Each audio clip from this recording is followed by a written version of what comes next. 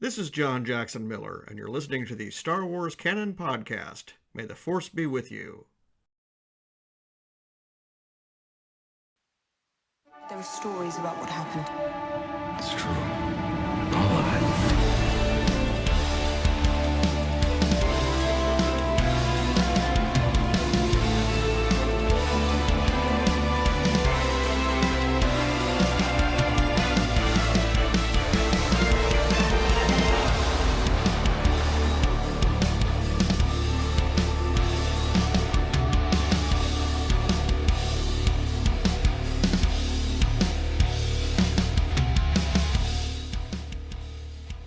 Hello, everyone. Welcome to episode 34 of the Star Wars Canon Podcast. Many Bothans died to bring us this information. I'm your host, Brian Miller, and I'm so glad you've decided to join me yet again to talk about our favorite thing in the world, Star Wars. And I'm awful glad to be doing this show live again. I used to do it live like a year ago, I think. For those of you tuning in for the first time, I used to do it live. Me and Kirsty tried it for a while, but our internet connection wasn't good enough, I think, to really pull off a live show. We did it a few times, but there were a few hiccups and some glitches here and there. But started playing around with some new tech that I realized I had the entire time and never utilized to its full potential. So started looking around at some stuff and got a mobile hotspot, able to do this. So welcome to the first live show of the Canon Podcast in God knows how long, man. So very excited to be talking Star Wars with you guys. I'm going to give you a heads up from the top.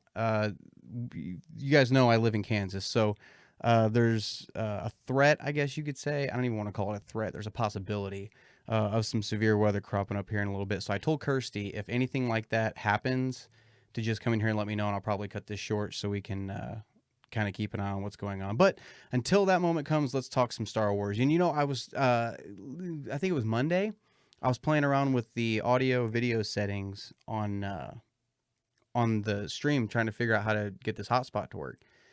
And I saw that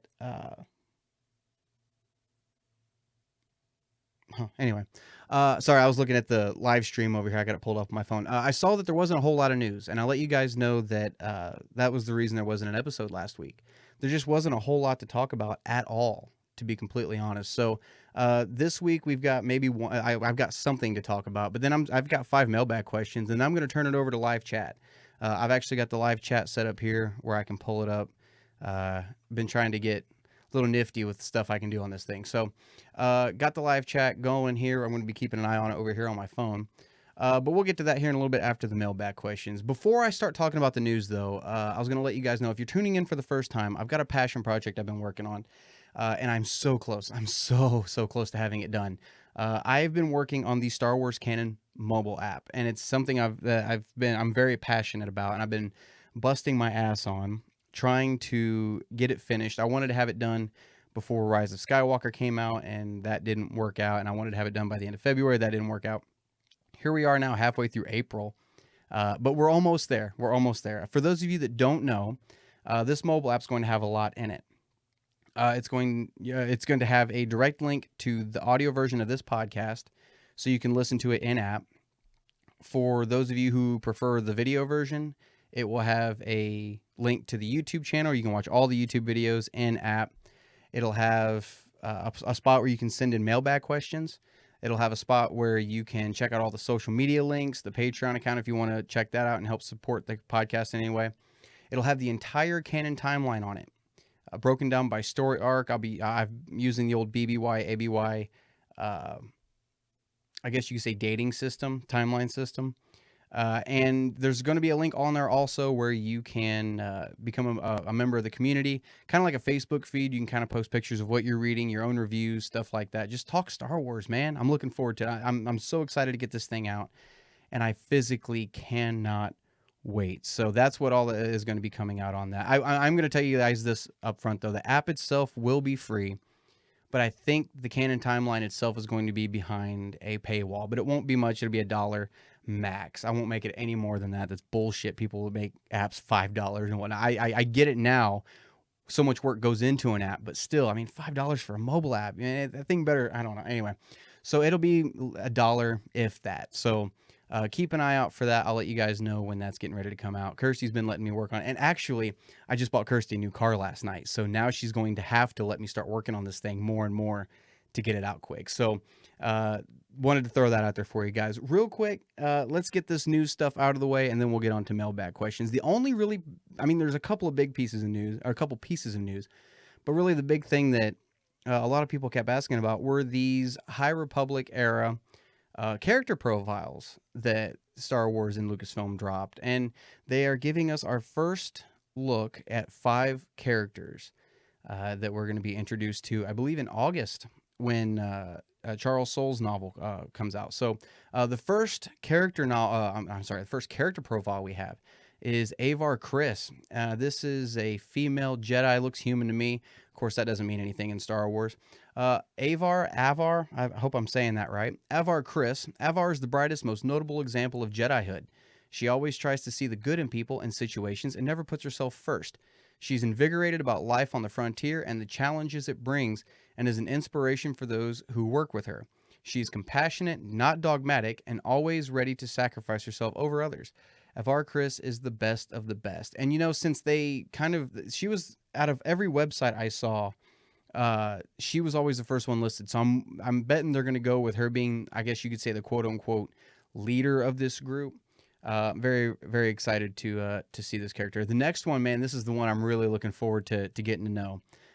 This is Loudoun Greatstorm. Loudoun is a Twi'lek Jedi Master and is considered to be one of the best teachers in the Jedi Order. Strong and wise with a good sense of humor, Loudoun looks at every moment as a learning experience, always trying to better himself and those around him, especially his Padawans. It seems like he's going to be kind of the wise one of the group, I guess you could say. And maybe, I don't want to say Yoda-esque, but I'm going to go ahead and say he's basically going to be the Yoda of this group. The third one they released is Keeve Trennis, I think is how you pronounce her name. Keeve is a young firebrand Jedi believed to have a great future ahead of her if only she would believe in herself, or believe it herself. Quick-witted and more impulsive than she should be, Keeve has only been a Jedi Knight for a few weeks and is a little starstruck around Avar, knowing many of the great things Kriss has done in the past. She's determined to prove herself to Avar and the other legendary Jedi stationed on Starlight Beacon. But first, she must learn to trust in herself as much as she trusts in the Force. And that Starlight Beacon that they're talking about, that they're being stationed on, was actually mentioned. Oh, where was it? I want to say it was one of the comics leading up to Rise of Skywalker. Finn talked about it. Was it in Allegiance? It might have been in the 4-issue run Allegiance. I'm not entirely sure. But Starlight Beacon was mentioned in another comic somewhere. Finn did bring it up. The next character on the list is Stellan Gios. Stellan is an optimistic and well-respected Jedi Master. Stellan came up through the Order with Avar Kriss, and although they are often on different assignments for the Jedi or the Republic, when the two work together, they are a powerhouse team of two noble heroes in action. Strong in the Force and a natural leader, Stellan is currently stationed at one of the Jedi Temple outposts on the distant planet of, I'm going to butcher this, Karagon Viner, I'm assuming is how you pronounce that. Going into this, I thought he would basically be the leader. Man, that lightsaber he's got looks sick, doesn't it? That kind of broadsword look to it. Looks cooler than Kylo Ren's, and I'll say it. You can fight me all you want. And the last profile they released was for a young Jedi named Vernestra Vern, and I'm going to probably butcher this name too, Roho. Vern is a newly minted Jedi Knight, Venestra, and I've never been able to pronounce what species that is. Was Padawan to Stellan Gios. She works hard and is devoted to the Jedi Order more so than most others her age. At 16, she's one of the youngest knights in her generation. She struggles to fit in with the adults while also setting a good example for the younger Jedi. So that is one character that I'm really excited to see more of also. Especially, you could do a lot of character building with her. I mean, look what they did with Ahsoka. Right when that character first came out, everybody despised Ahsoka. I mean, she was loathed in the community, and as that character grew, so did her fan base, and we kind of grew with her. And I'm assuming that the character like this, a 16-year-old Jedi Knight, that's going to be the High Republic. I don't want to say version of Ahsoka, but I mean that kind of that character that you can kind of grow with and get to know it, and kind of go through these adventures with her and see where she ends up in the long run. Really excited about all these characters. They all sound absolutely amazing. And it's great. I have so much hope for this High Republic thing because leading up, well, I shouldn't say leading up, after Rise of Skywalker and my disappointment with just everything that had to do with the sequel trilogy as far as the films go. And now obviously they didn't have a plan for anything, and they just kind of blew it by the seat of their pants as they went. Now, the fact that they're sitting down with this new era and they're actually taking their time and they're making sure they try to do it right, and they're doing character development and they're doing concept art, and everybody's sitting in the same damn room together working on this thing to make sure it all goes together. That is exactly what should have been done with the sequel trilogy. So I'm so excited that they finally learned, they're finally doing this, and they're going about it the right way, at least in my opinion. I don't know. What do you guys think? Let me know. I want to hear you guys' thoughts on these 5 profiles, man. Which one of these are you looking forward to the most? And keep in mind, this is just the first 5. This isn't all of them by any means. This is just the first 5 they've released. And I'm not sure what characters are going to pop up in what mediums, because I know there's a couple of comics, like 3 books coming out. So I don't know which characters are going to be popping up where, but I'm really looking forward to these 5, man. I'm so excited. Moving on from that, let's get this segment out of the way. Also, I said I was going to start it last episode. I'm going to continue on with this pattern. Let's time for Canon Spotlight this week, guys.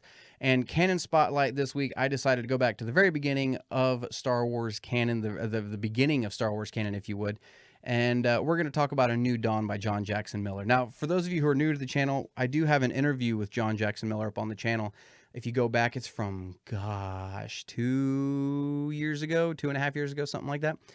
Chris Stolley was still on the channel with me at that point. We got to sit down and talk to John Jackson Miller, and he was absolutely awesome to sit and talk to. I messaged him that afternoon on Facebook, and I was at work, and I honestly, I wasn't expecting a response back. I never expect a response back whenever I try to get somebody for an interview. So I'm always pleasantly surprised, and I'm like, yeah, I'll do it. And John Jackson Miller messaged me back almost immediately and said, yes, I can do an interview. When are you available? I'm like, oh gosh. Okay.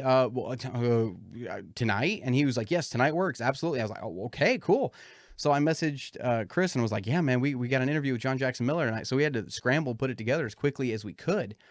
But sitting down and talking to him was just absolutely awesome. And not just canon-wise either. This guy's written a lot of EU stuff that a lot of people loved. Kenobi, the Lost Tribe of the Sith collection of stories. I mean, he's written so much stuff in Star Wars. Knight Errant.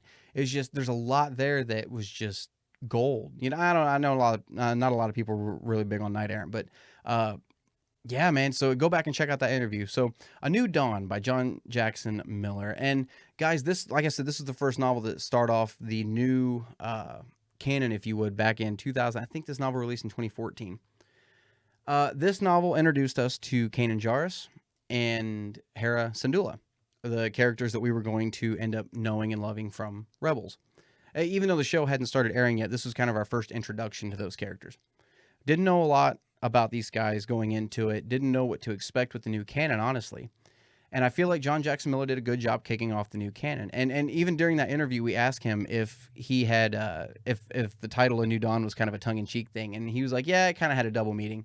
Because it does have a meaning to the story also. I don't want to give too much away if you guys haven't read it.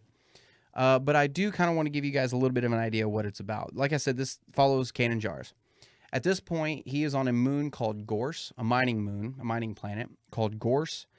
He's trying to lay low under the radar of the Empire. He's trying not to use the Force. He's trying not to, he never even activates his lightsaber in this book. So I honestly don't know why they put that on the cover, but he never activates his lightsaber in this book. But he's trying to lay low, and the mining facility that he's kind of working for on the moon has been having quota problems, stuff like that. So the Empire sends in this man called Count Vidian. He's half cybernetic, half business genius, and just cold-hearted.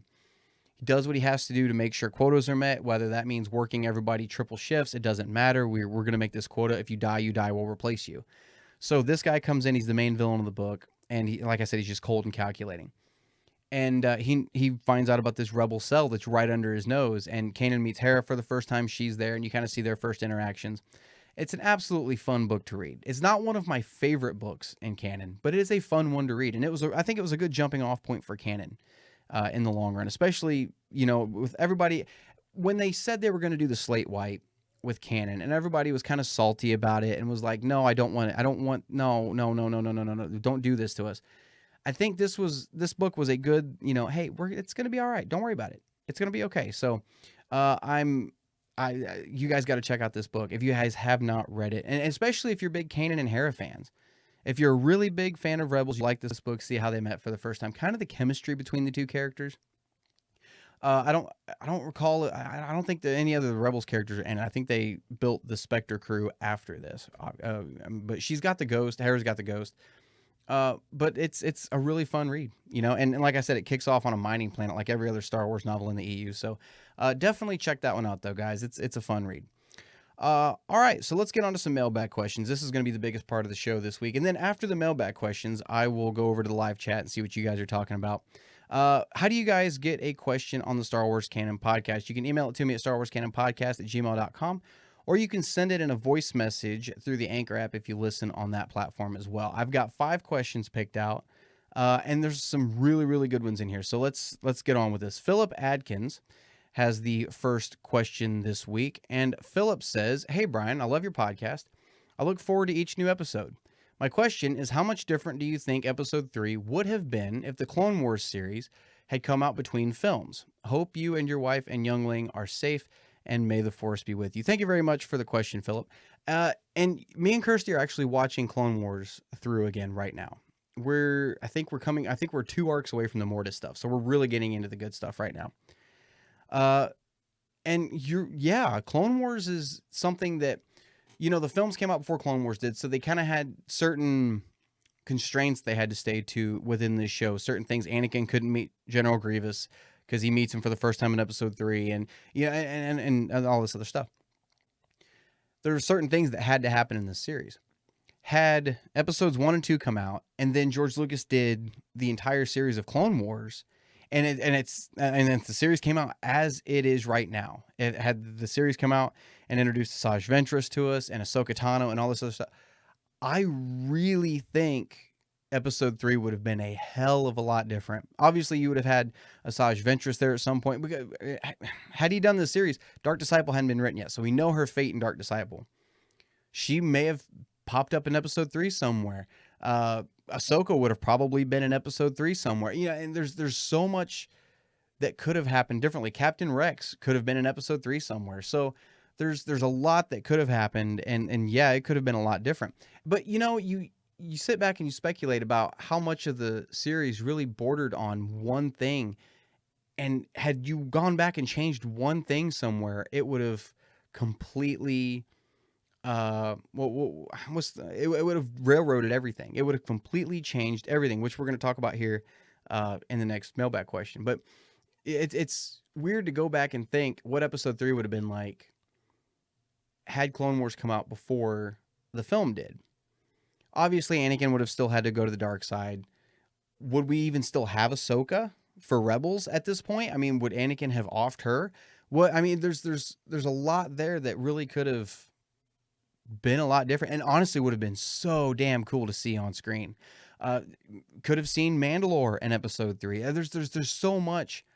You could have seen more Mandalorians in episode 3. There's so much that could have been, and we could sit here all night and talk about it. But yes, it would have been a lot different had that come out chronologically. But I'm happy with the way it went. I'm happy with the way it's coming out. I haven't watched any of the new season yet, though. of Clone Wars. I was getting ready to, and I really wanted to watch it with Kirsty because we sat down every week and watched Mandalorian together. But with Clone Wars, I was like, man, I don't think Kirsty's seen Clone Wars all the way through. And sure enough, she hadn't. So we decided to swallow a hard pill. I did. I decided to swallow a hard pill, not watch Clone Wars, and go all the way back to the beginning and watch it with her. So, gosh, man. But we're getting there. We're like a third of the way through the series now. And at least this way, whenever we get to season 7, we'll be able to just binge watch it all the way through, and then we'll be able to talk about it on probably the next episode I do of the podcast. But yes, things would have been a lot different in episode 3, and hell, it could have been a different episode 4 also, because had he made everything chronologically, 4, 5, and 6 would have been a hell of a lot different too. So, but thanks for the question, Phillip. I do appreciate it. Question number 2 this week comes from Daisy Mann, and Daisy says, "Dear Brian, hello, my name is Daisy. I listen to your podcast whenever there is a new episode. I understand with having a family and a full-time job, it is difficult to keep up with your podcast, so I look forward to each episode. Keep up the awesome work." Thank you very much for the kind words, Daisy. And yeah, it's a pain in the ass sometimes to try to stay caught up on this podcast, but not in a bad way. It's one of those things where every time I don't get an episode out, I'm bummed, and I'm just, oh God, man, another week without an episode. It's one of those things. So I do appreciate the kind words. Thank you. Daisy says, "I have a question for your show. Since you weren't a fan of the sequel trilogy, what is one thing you would change, and what effect do you think it would have on the rest of the trilogy as a whole?" Thanks for the question, Daisy. And yeah, no, like I was just saying, if you change one thing on this timeline anywhere, it ends up being entirely different. And that's not, I mean, look, with the sequel trilogy, it's no secret I wasn't a fan. I was a fan of it until episode 9 came out, but I'm not a big fan of it. And one of the biggest problems, I think, is it relies too much on, I think the new trilogy relied too much on other material coming out concurrently with the films to make it make sense. Not necessarily make it make sense, but to build off it. There's certain stories that they've come out with in comic form that should have been in the films. Like the turn of Kylo Ren, that should have been in the films. There's so much that, I mean, I guess you could say it was in the films, but it needs to be explained.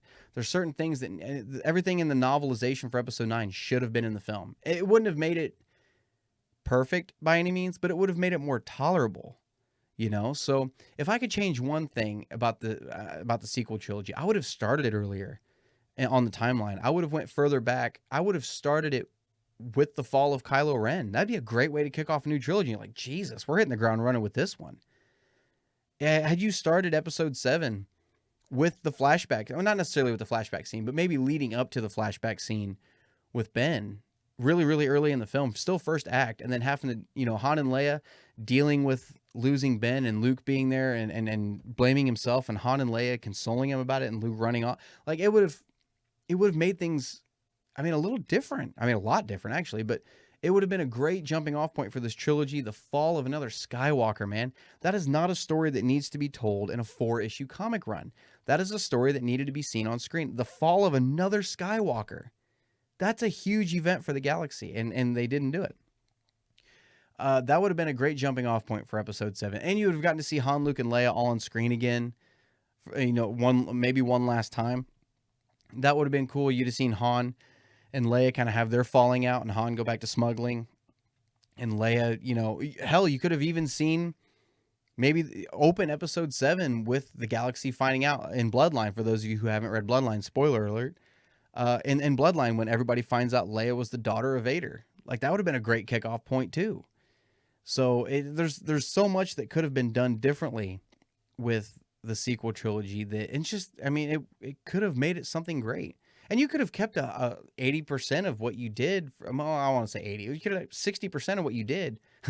66% of what you did with the sequel trilogy, and still built off of that and still made something great without having to rely on the comic books and the novels and the TV shows and the games to kind of fill in all the gaps where you're sitting in the theater and go, what the hell? So if I could go back, I would change that. I would change that point. I would make episode 7 start a lot earlier. Granted, we wouldn't have Bloodline as a novel then. Well, we probably still would, but it would have been a lot different. I mean, it would have changed a lot of stuff. So, but that's where I would have probably kicked it off right there and started on a dark note. You know, each trilogy, you had the classic trilogy ended on a really high note, right? And then you had the prequel trilogy ended on a really low note, like really low, which it had to. But you could kick off the new trilogy with a really low point and then build your way up from there. Or hell, just even keep it low. Who cares? I mean, just keep it dark. But that's what I would have done. So thanks for the question, Daisy. I appreciate it. Question number 3 this week comes from Sarah Dawson. And Sarah says, Brian, I love your podcast and the work you put into it. I love the new look as well. Keep doing what you're doing. Thank you very much. I do appreciate that, Sarah.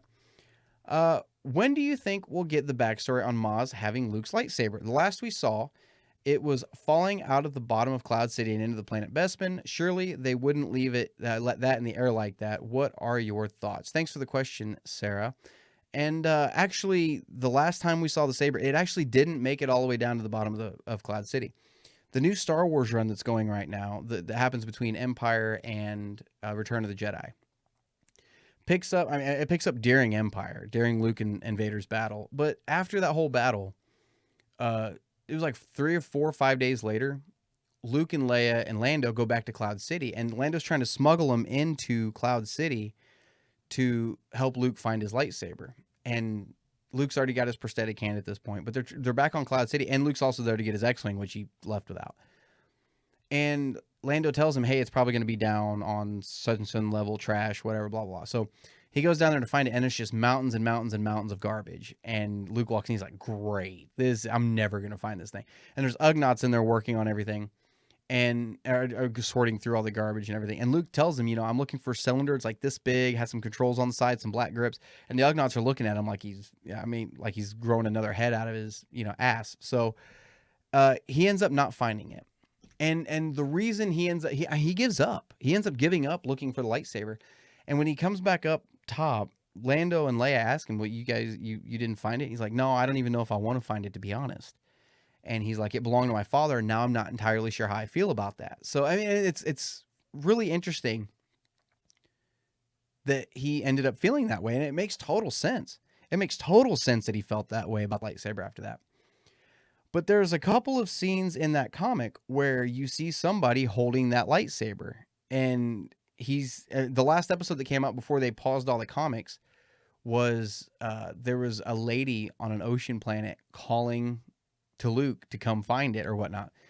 And I don't know where the story is going to go. I think only 2 issues have come out since it started, but because of the coronavirus thing going around, they've paused all the comics. So we're going to have to wait who knows how long until we get the rest of that story. But they are touching on the story finally. What you saw falling into Bespin was probably his hand. If I had to guess, it was probably his hand. But no, it didn't make it completely off Cloud City. And I'm really glad they're finally telling that story. That was another damn thing that Maz should have mentioned in the film. But anyway, that's really what's going on. They're covering the backstory now, but when will that entire story be told? It'll probably be wrapped up. Gosh, I don't know when these comics are going to start going again. I'm going to say this first volume of Star Wars. I don't even think they're starting them back over at volume 1 now with the comics. I think it's just 12. I think it's volume 12 or 13. This first arc is going to cover it, I think. I think it'll tell the whole story. So I hope that answers your question. Thank you for sending in, by the way. I appreciate it. Question number 4 this week comes from Peter Clayton. And Peter says, hello, Canon Podcast. Big fan of you and your content. My wife and I were wondering if you could shed some light on why Ahsoka's lightsabers are green and yellow in Clone Wars, but white in Rebels. And as a follow-up, does the color of the lightsaber still have meaning in canon like it did in the EU, where certain colors stood for certain kinds of Jedi? We love your show. Thanks in advance. Thanks for the kind words, man. I appreciate it. I'm glad to have you and your wife as followers, man. And yeah, there was this whole ordeal with kyber crystals when Disney took over and did the Canon slate wipe. And honestly, this is one of those things that I despise. I hate this. This is one of the dumbest things I think Disney has done to start. And somebody's out there looking at me right now going, that's the dumbest thing they've done, really? Honestly, this is, in my opinion, this is one of the dumbest things I've ever seen Disney do.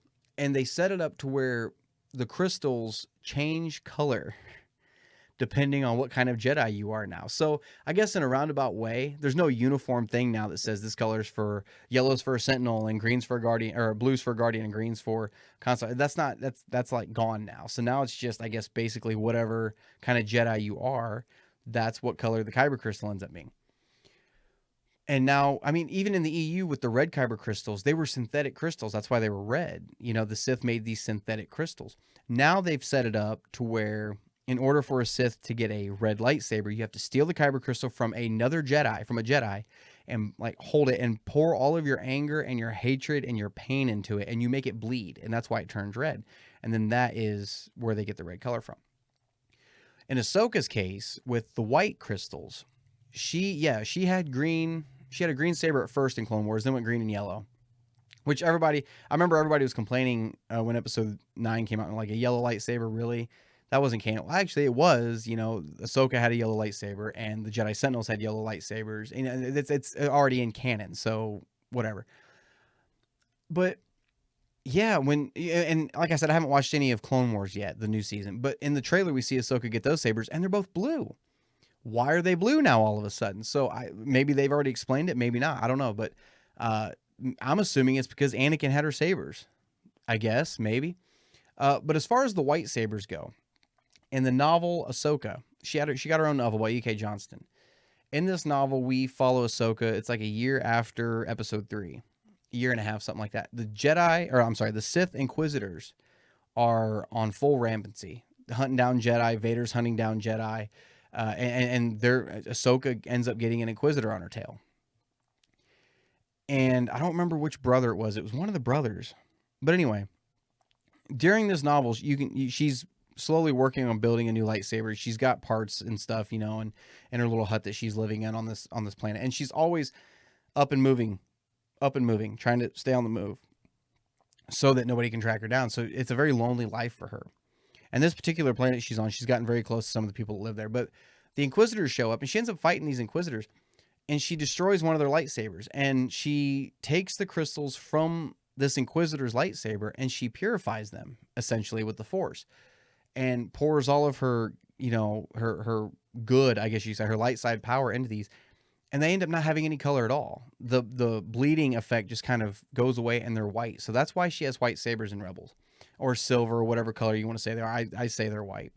But yeah, that's why her saber color did change. And it was just because she purified those already bleeding crystals that the Inquisitors took from another Jedi and poured all their hate and anger and blah, blah, blah. You know, you get what I'm saying. So, but that is why she has white sabers. And honestly, I think it looks badass as hell.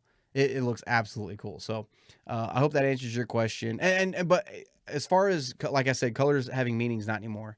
Like in Knights of the Old Republic, when you get to choose your lightsaber color and what kind of Jedi you want to be, like that's completely out the window now, all of it. So, which kind of sucks. I wish aspects of that had stayed, but it is what it is. Better to move on, right? And the final question tonight, before I get into some live viewer stuff, comes from Adam Owens. And Adam says, Brian, how are you and your family? Hopefully everything is well with you and yours. I'm anxiously awaiting the release of your mobile app. I know it will be a great tool for not only canon junkies, but also for those who are getting into canon for the first time like myself. I have only ever watched the movies, not any shows or comics or books. In your opinion, what is a good stepping off point in canon of getting a better appreciation of the films? I'd love to hear your thoughts. I just found your podcast recently, and we need more fans like you front and center. Adam out. Thanks for the kind words, Adam. I do appreciate it. A good stepping off point for canon. All right, so you haven't watched any shows. You've only watched the movies. Honestly, I'm not even going to give you a novel. I'm going to give you Clone Wars. In my opinion, I'm going to give you Clone Wars. I don't know where you stand on your opinion of the prequel trilogy. I don't know where you stand. You know, I don't know what era you kind of grew up in. I grew up in the classic era, so I wasn't really big on the prequels until recently. And the reason I'm kind of big on the prequels now is because of Clone Wars. You know, in episode 4, we hear Obi-Wan tell Luke, you know, your father was the best star pilot in the galaxy and a great friend. And you really didn't see a whole lot of that in the films. You saw him touch on it, but you didn't really see a whole lot of it. You saw kind of the banter back and forth between the two, and you saw Anakin kind of fighting in that first battle on Coruscant. But you really didn't get to see a whole lot of those two together. Clone Wars fixes that problem. Clone Wars, if you sit down and you watch Clone Wars beginning to end, and if you watch episodes 1, 2, all of Clone Wars, and then 3, Episode 3 is way more tragic. It's almost harder to swallow what happens to Anakin in episode 3 because of Clone Wars. You know, with Clone Wars, you get to see those two really shine, and really you get to see why they're such good friends, and you get to see Anakin grow while he's training Ahsoka, and you know, you see his starfighter abilities and all this stuff. It's great to watch. The reason I bring that up is because you said, what's a good stepping off point of getting a better appreciation of the films? And I think Clone Wars will give you a better appreciation of the sequel trilogy. It has me anyway. As far as some other pieces of canon go, that'd be a good stepping off point. Lost Stars is going to be obviously the go-to for a lot of people.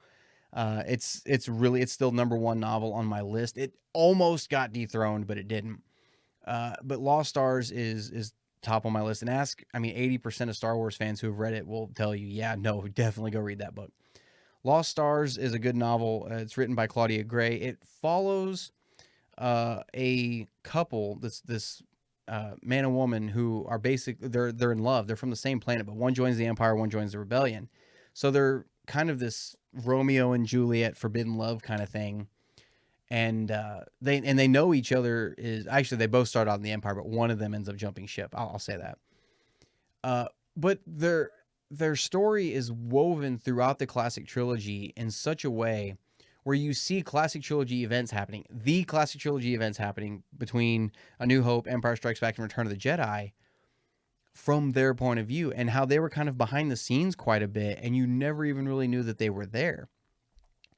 And it was a lot of fun to read. I read that book in 2 days. I could not put it down. And now when I watch the classic trilogy, I know that's some stuff going on behind the scenes, stuff like that. As far as the sequel trilogy goes, I'm going to tell you, don't watch the films, just read the novels. I talked last week about whether or not the sequel trilogy should have just been novels. And I got quite a few comments on there. You guys gave me a lot of feedback on that with your opinion and whatnot. And yeah, no, a lot of you guys, the novel for episode 7 was just like cut and dry episode 7, but 8 and 9, the trilogy still wouldn't work as a trilogy even with the novels, but it does make the films individually better. But yeah, if you're jumping off into canon for the first time, seriously, watch Clone Wars and then turn around and watch Rebels. Or watch Clone Wars episode 3 and then watch Rebels. Rebels was a show, and everybody, I don't want to say everybody else, but a lot of the people watching this right now have already watched Rebels. They know what I'm saying, but this is for you. This is for you, Adam. Rebels was a show that came out in 2015, I think. I think it's when it started. Yeah, it was 2015, before Force Awakens came out. And I know a lot of people didn't really have high hopes for it, and they thought it was going to be too kiddish. And at first, it kind of was. It wasn't bad. But the further you went into that show, the deeper it got. And by the time you get to the end of season 2, out of 4 seasons, there's 4 seasons of Rebels. By the time you get to the end of that second season, holy crap, man. It's getting deep. It's getting dark. You're seeing the return of characters that you absolutely love. Like you see a face-off that had to happen at some point, that so many fans were screaming for, that they just had to have. And there's an awesome face-off halfway through the series. Twilight of the Apprentice is still 2 of my absolute favorite episodes of Star Wars TV ever. But yeah, Clone Wars and Rebels is a lot of fun. And like I said earlier, me and Kirsty are watching Clone Wars again now, and I'm forgetting how much fun I had watching it the first time. And it's been so long since I actually sat down and watched the entire series that there's things happening that I'm like, oh, I forgot about that. Yeah, all right. So yeah, definitely check out Clone Wars. And if you want the timeline, if you need the timeline of Clone Wars episodes, if you go to the Facebook page for the Star Wars Canon podcast, it's going to be on the app. But for right now, it's on the Facebook page for the Star Wars Canon podcast. Richard J put it up. I think he's been updating it. I'm pretty sure, but Clone Wars is on there.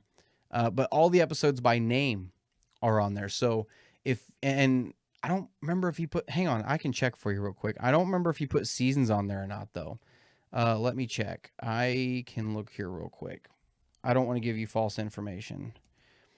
But the timeline is on there. So if you want to go on there and check that out, let me pull this up. Let's see here. Where is it? Amended.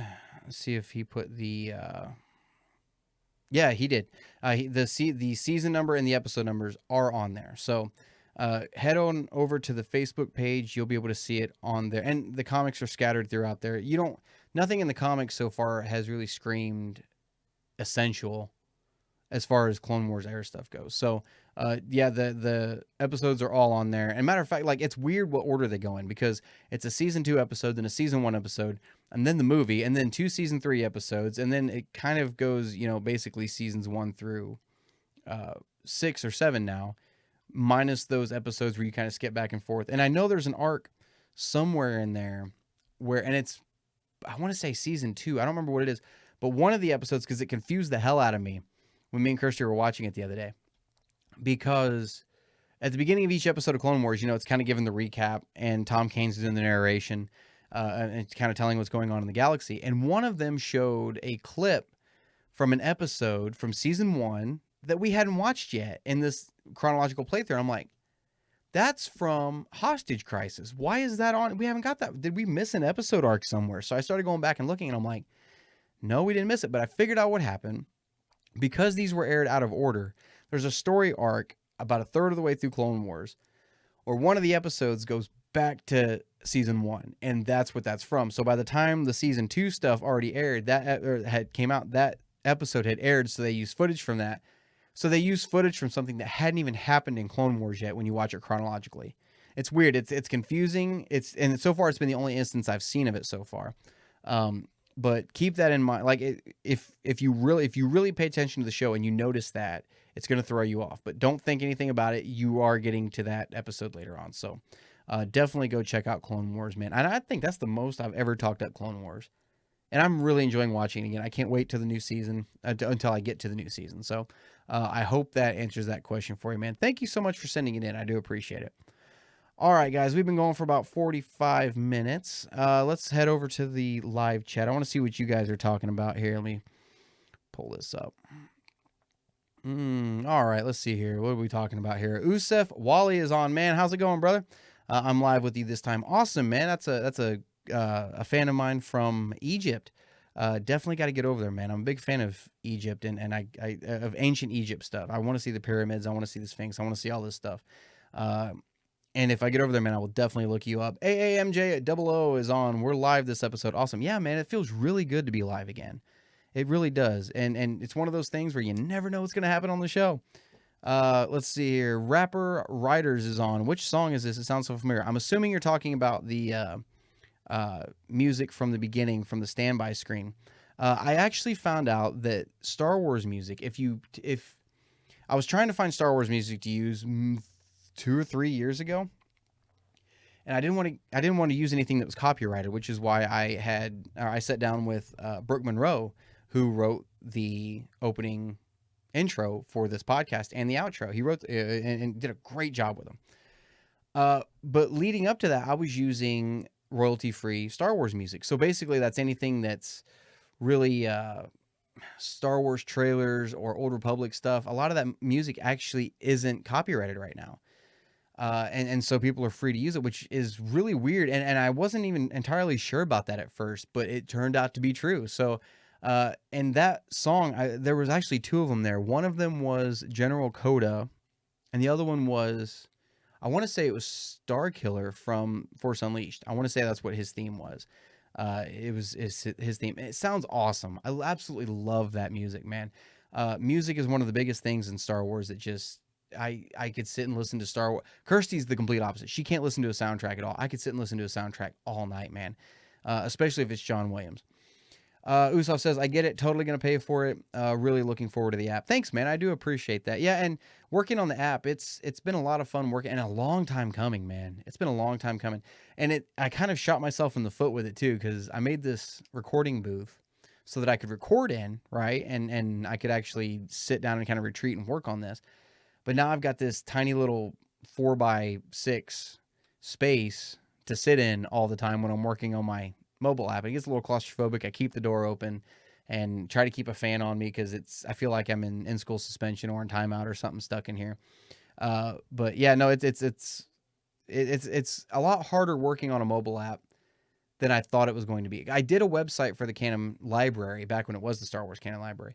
I did a website for it a while back.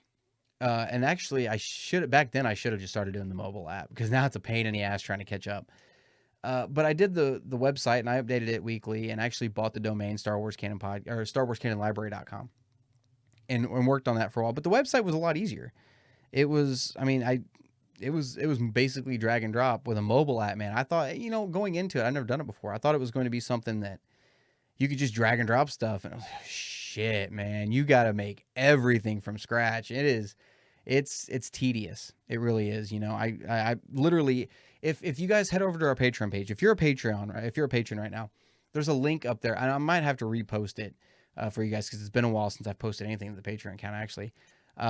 It's, if you click on that link, you can kind of play around with the app a little bit in a browser. So it's kind of like a mobile website at this point, but you can kind of see how it's going to feel. If you go to it on your phone, you're better to go to that on your phone if you're a patron, and actually pull up the link that way. And you can kind of mess around with it, but everything you see in that app has been made from scratch.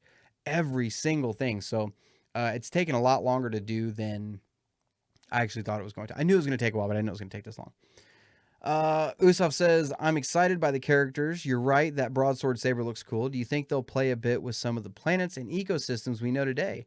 And is Coruscant the capital? I'm going to assume Coruscant is still the capital. I'm definitely going to assume that it is. As far as the ecosystems, like other planets that we've seen before, like Tatooine, Naboo, are we going to see some planets that we've seen before? Probably at some point. They'll probably sprinkle a couple of little planets around that we've heard of before, or, maybe name drop something somewhere, but I wouldn't bank on seeing a lot of it. I think this is the point. I think we're at the point now where Disney is going to take a step back, and they're going to be, they've finished off, if you want to call it that. They finished off they finished the Skywalker saga, capped it off, not great. And now they're at a point where they're trying to establish their own section of the Star Wars universe. They're not constrained by something that has already come before. Even with 7, 8, and 9, they were kind of constrained a little bit with what they could really do with their films. Had to have a certain look, had to have a certain feel, had to follow this story, right? Moving on. With the High Republic, they're free range, man. They're free roam. They're going to be making whatever they want to make. They're going to be making up new planets. They're going to everything. So I wouldn't count on, like I said, you'll see name drops once in a while, but I wouldn't count on a lot of it. I hope that Ilum gets mentioned. Ilum, however you pronounce it. That planet got the raw end of the deal, man, when it came to Disney. I'm not going to lie. It's been confirmed now that Ilum was Starkiller Base. Starkiller Base was the planet Ilum, however you want to pronounce it. And it's heartbreaking now playing Jedi Fallen Order and seeing them gut that damn planet. It's so hard to watch. But yeah, you'll probably get name drops here and there, but I wouldn't bank on anything being very familiar at all. You'll probably get a mention of Yoda somewhere. He's alive at this point. And I was thinking about something also when it came to Yoda, not to get off topic here. We always talk about Yoda being 900 years old. He says for 900 years I trained Jedi. So has he been training Jedi for 900 years, or is he 900 years old? I've never thought about it before. Maybe I'm missing something somewhere. You guys let me know. I'm sure if Yoda's training Jedi, if he trained Jedi for 900 years, he's probably training Jedi now.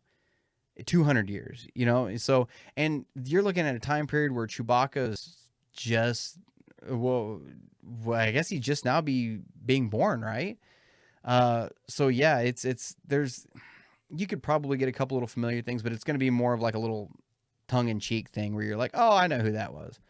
But I wouldn't bank on seeing it. But that lightsaber, yeah, man. Look, one of the things that a lot of people gave Force Awakens shit for right at the beginning was Kylo Ren's lightsaber, and people were making fun of it, talking about he's going to cut his own damn hand off and all this stuff. And yeah, I get it. It's a cool saber. Don't get me wrong. I love Kylo Ren's crossguard saber. But this saber, hang on, let me pull this picture up again. Let me, right here. I want to pull this picture up again. This broadsword, man, this lightsaber is absolutely sick. That is absolutely sick. And I told Kirsty that I was going to start collecting lightsabers, and that is definitely one that I'm going to want on my shelf as a broadsword lightsaber, not a crossguard saber. I'm going to start calling them broadsword sabers so you know the difference. I want a broadsword saber. I think it's so cool. Will R says, hi, how's it going, brother? AAMJ00 says, favorite Mandalorian? Ooh, for the longest time growing up, it was, and well, I guess he wasn't even Mandalorian now that I think about it, was Boba Fett. And now I'm at this point where Boba Fett's so overrated and everything. My favorite Mandalorian. See, Kirsty and I, like I said, we're watching Clone Wars. We just got through the first Mandalorian arc. And it was the first time, you see Vizsla with the Darksaber and all this other stuff. Honestly, like, I really want to say the Mandalorian. Yeah, and you know who I'm talking about when I say the Mandalorian. But that's too simple of an answer for me right now. And honestly, I'm gonna say a name, and you're gonna look at me and you're, are you serious? That's your favorite Mandalorian? Maybe you mean in the armor, and that's not what this is gonna be. Honest to God, my favorite Mandalorian at this point is Duchess Satine. Duchess Satine was a badass leader. She slowly found out about the corruption in her own government and wanted to take steps to correct it, which you don't see political leaders doing that nowadays. You have a leader that actually cares about her people who are at a hospital with children who are sick and actually hands-on trying to figure out what's going on, right? And one of the reasons I say Satine is because without Satine, we wouldn't see a side of Obi-Wan that we saw in Clone Wars. And Adam, if you're watching this, I'm not trying to give anything away for you on Clone Wars, but we know now that Obi-Wan did have I guess you could say a love interest in Satine, and she's a character that makes you take a step back and you look at Obi-Wan in a different light, and you really appreciate Obi-Wan more for he had a lot of the same mentality Anakin did at one point when he was younger. When he tells Satine, had you said the word, I would have left the order. That's powerful coming from Obi-Wan. You know what I mean? So I'm favorite Mandalorian. I'm going to say Satine. If you mean favorite Mandalorian in the armor, in the Mandalorian armor, I really want to say the armorer from the Mandalorian. I really want to say her because I believe she's played by Emily Swallow. I think is who she's played by, who is the Darkness in Supernatural, which is one of my favorite TV shows of all time. And she's the armorer, and honestly, we kind of knew she was a badass by looking at her for the first time, right when that show started. When we first see her, I looked at Chris. I'm like, she's got to be a badass. She has to be. Look at the horns on her helmet. Does that mean she was part of Death Watch? Does that mean she followed Maul at some point? Kind of interesting, because you don't see a lot of Mandalorian helmets anymore that have the horns on top of them, and that was a big Death Watch thing in Son of Dathomir. So maybe I need to go back and reread Son of Dathomir and see if she's in there somewhere. But if I have to pick one in the armor, I'm going to say the armorer, and mainly because of how straightforward she is. She's no bullshit. She's completely logical. She's basically the Spock of the Mandalorians, and she's an absolute badass. How many stormtroopers came in there to arrest her? And some of those stormtrooper deaths were so brutal to watch. The one going into the smelter pit was hard to watch. Her cracking the one's face open, it was just amazing to watch. And then she just goes back to doing what she was doing. Absolutely cool.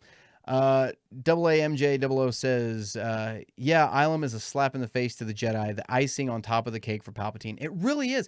And I was learning something. I learned something else the other day too. And I read all the canon stuff and whatnot, but when it comes to canon, I like to think I know everything in canon.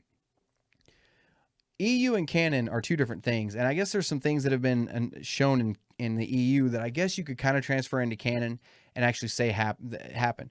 And you were talking about Palpatine, how it was a slap in the face to the Jedi. One of the biggest things Palpatine did as a slap in the face to Jedi was having Electrum on his lightsaber.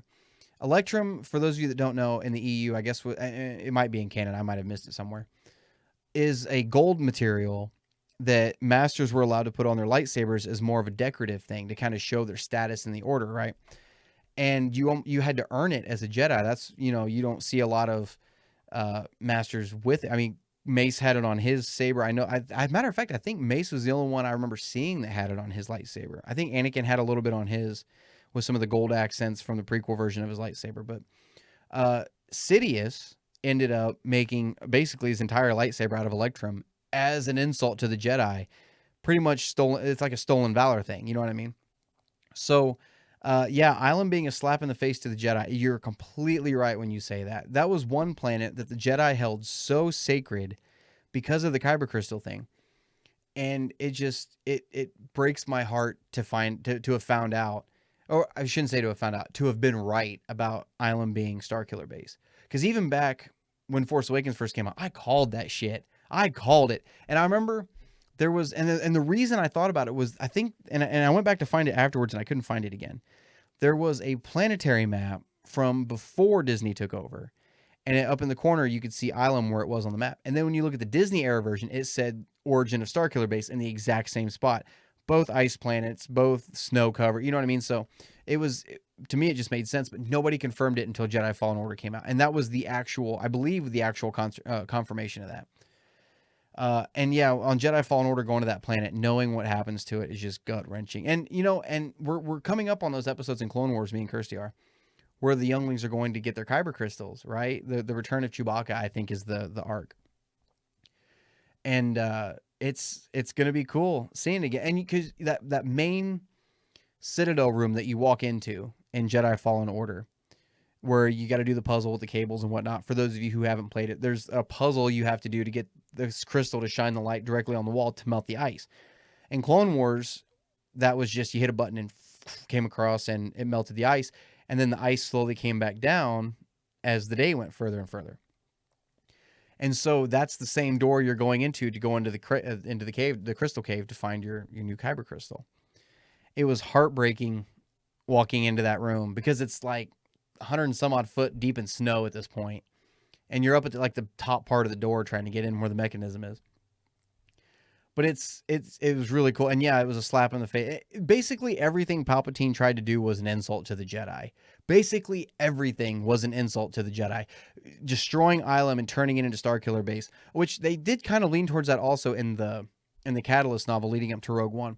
But turning Ilum into the Starkiller Base, having Electrum on his lightsaber, turning the old Jedi Temple into his Imperial castle, in his Imperial palace, it's just a slap in the face to everybody that was ever a Jedi, you know? So, yeah, man, I completely agree with the Ilum thing. It's bullshit. And I mean, it's cool story-wise, but you know which side we're all on. And well, I shouldn't say we're all on. I know some people probably prefer the Sith. And you guys are assholes. So I'm going to leave on that note, guys. Thank you guys so much for tuning in this week. I know it wasn't too much of a long episode, but like I said, with a little bit of weather heading my way, I figured it'd be a good idea to hop off. But thank you guys and gals for tuning in. I sure appreciate it. If you're new to the podcast and you like what you hear, be sure to give me a follow on whatever app or site you're listening in on. Check out the YouTube channel for upcoming reviews, interviews, and reaction videos, as well as the Facebook page to stay up to date on what's going on with the Star Wars Canon podcast. I don't remember where I was now. If you'd like to get a question on the Star Wars Canon podcast, you can email it to me at starwarscanonpodcast@gmail.com. Or if you have the Anchor app, you can send me a voice message that way also. And if you guys want to help support the podcast in any way at all, you guys can check out the Patreon account. I would sure appreciate it. And guys, basically that's it for this episode. Until next time, this is Brian signing off, and may the Force be with you.